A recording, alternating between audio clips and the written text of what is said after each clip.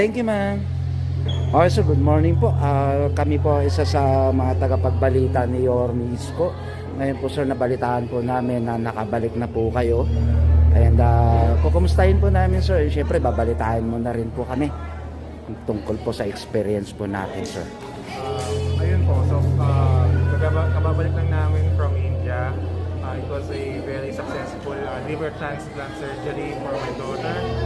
She just turned 1 year old, and with the help of Yorme and the taxpayers of Manila, very much appreciated and thankful sa lahat ng tumulong sa anak ko. And then at the same time kay Yorme na nag-utilize ang funds ng Manila, sobrang thank you. Sa experience, we always prayed na maging successful yung surgery, and right after surgery, ano yung mga mangyayari sa mga lab tests. Yun, we always pray na maging okay si baby. And also, at the same time, ayun nga, na-appreciate namin na ang daming batang tinutulungan ni Yorme. Imagine 20 children yung mabubuhay, may extend yung life, magkakaroon ng chance na mabuhay dahil sa ginagawa ni Yorme. And isa sa nag-benefit is yung anak ko. Kaya sobrang thankful kami sa taxpayers ng Manila, sa lahat, sa mga from staff, hanggang kay Yorme, sobrang thankful po kami.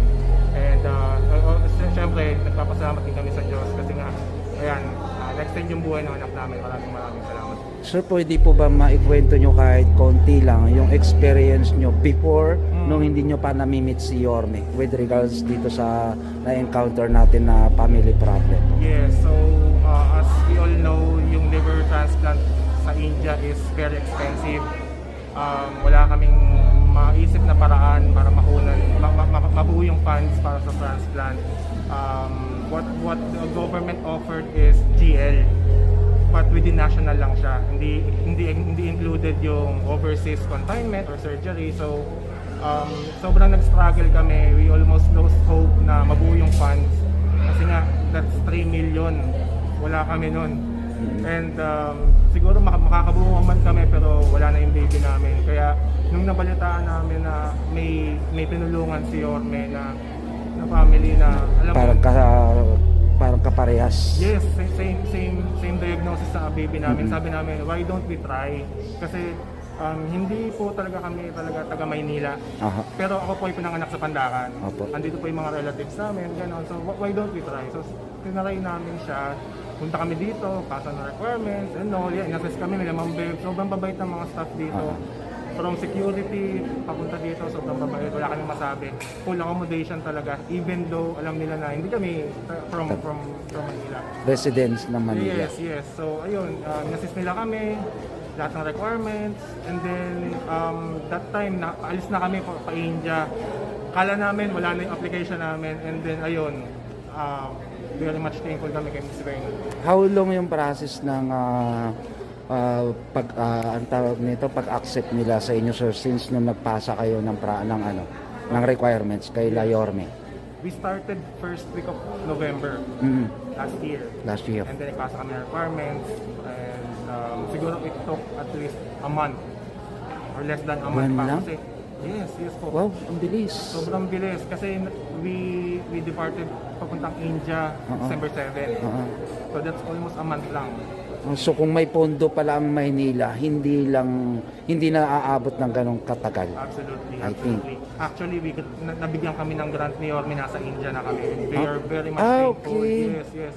Even if wala kami dito, alam niya nasa India na kami. Hindi matutuloy yung So operation. ibig sabihin nasa India na kayo, hindi pa approve yung papers nyo kay Yorme. So nung nalaman nyo sir, nasa India na kayo that time? Yes po, nag-work up na kami as donor and recipient. So parang hindi matutuloy kasi yung surgery without the funds eh. Ano yung pakiramdam nung nalaman nyo sir, nakasama na po kayo dun sa sponsor ng lungsod na Maynila? Since nasa India na kayo that Hindi kami time? makapaniwala sir, tumawag si Ma'am Weng, parang sabi niya, nag-grant na kayo. Wow. And this is the amount. And then napanood namin yung live na inabot sa mother ko yung mismong receipt. Sabi namin, wow, praise God. Sabi namin, ang dasal namin lagi, Lord, hipuin niyo po yung mga taxpayer ng Manila and si Yorme na mag-grant man lang. Yes. Kahit yung mismong sakto lang. Pero sabi nga ng Panginoon, pag nagbigay ang Panginoon, siklik-liklik at maapaw. Kaya more than enough yung binigay. More than enough yung binigay sa amin. Sobrang nakatulog na kami ng maayos. Kasi talagang every night, ano ba, ma-operahan ba tayo o hindi? Parang ganun yung tumatakbo sa isip namin. And then nung nag-run siya, yun. Wow. Yes, And pero- now, sir, ano po yung purpose natin? Ba't nandito tayo ngayon?